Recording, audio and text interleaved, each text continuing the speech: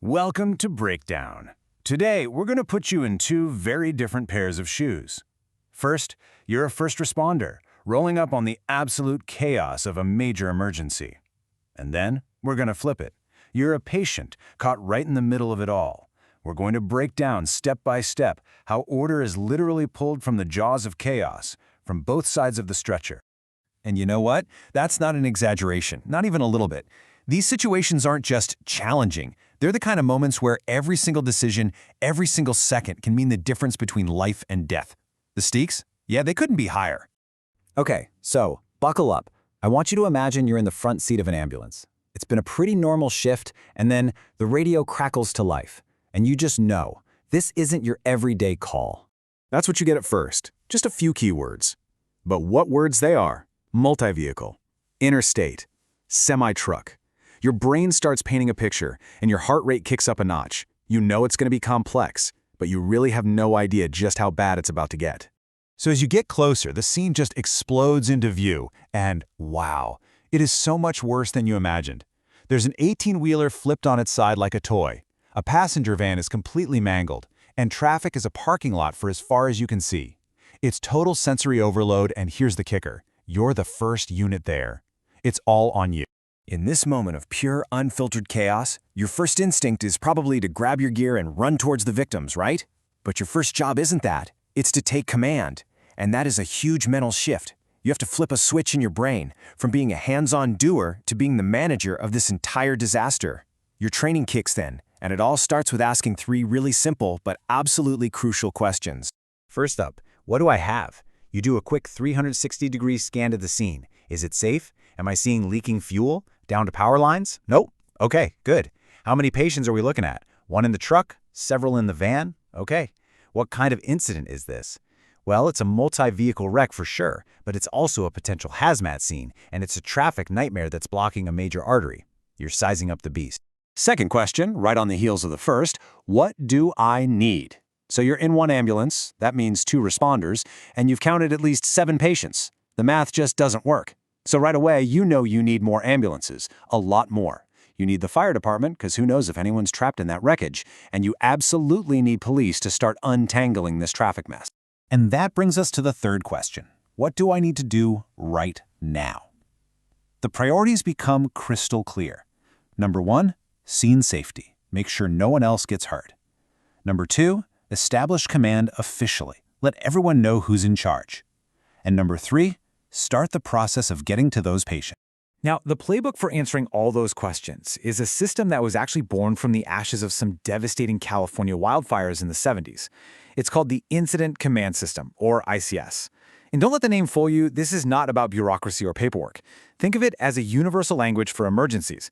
It means a firefighter from one town and a paramedic from another can show up to the same crazy scene and work together seamlessly, like they've been on the same team for years. And because you have 7 patients and only 1 ambulance, this scene is immediately declared a mass casualty incident, an MCI. Now, declaring an MCI isn't about hitting the panic button. Not at all. It's a trigger. It's like flipping a switch that says, okay, our normal way of doing things is not going to cut it. We need to unlock a whole new set of protocols and resources designed for exactly this kind of overwhelming event. And this right here shows you exactly why a system like ICS is so critical. Without it, you get what's called freelancing. That's when every well-meaning responder just does their own thing. It's chaos.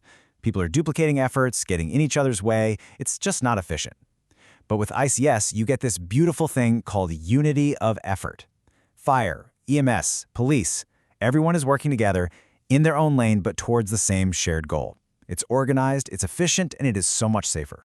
So, command is established. And now comes the hardest part of the job. It's a French word: triage. It literally means to sort.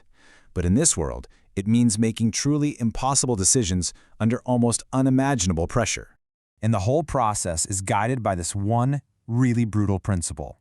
It's about doing the greatest good for the greatest number. In an MCI, you simply can't treat everyone at once. You have to focus your limited resources on the patients you are most likely to save. And that means, and this is the hard part, that you have to prioritize people with life-threatening injuries that are still survivable. So how do you make these life or death calls in a matter of seconds? You use a system, something like Start Triage. It is not about diagnosing what's wrong with you. It's a lightning-fast way to sort people. Responders will ask simple questions. Can you walk? They'll check your breathing, find your pulse, see if you can follow a basic command. And in less than a minute, they know enough to put you into one of 4 categories.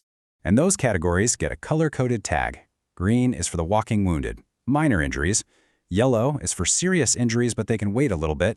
Black is for those who are either already deceased or whose injuries are just not survivable with the resources on hand. And then there's red. Red is for immediate, top priority patients.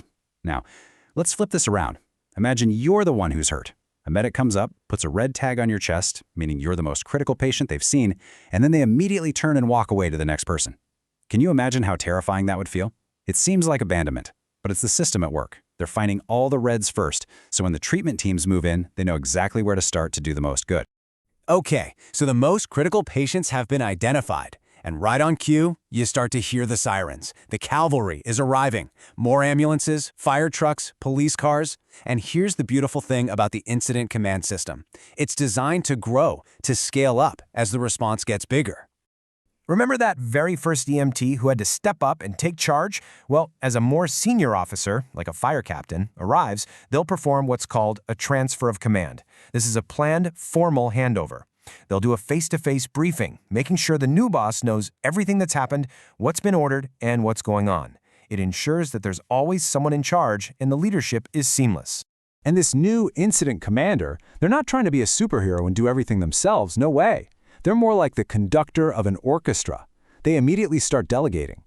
Operations handles the frontline tactical stuff. Planning is already thinking 3 steps ahead.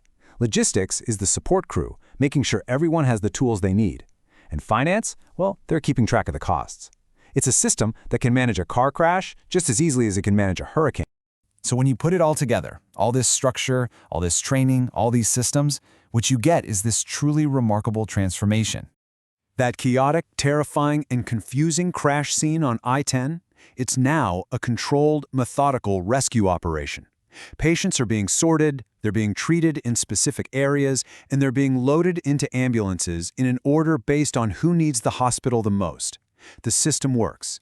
It literally saves lives by turning absolute chaos into focused, deliberate control. Seeing that scene on I-10 go from chaos to control is it's a powerful thing. It proves that having a plan is everything. The incident command system is that plan. It's the blueprint for managing the unmanageable. But, a blueprint is totally useless if it's just sitting on a shelf somewhere. Which really leaves us with one final critical question to think about. Are we, in our own communities, in our own agencies, are we truly prepared for the next disaster?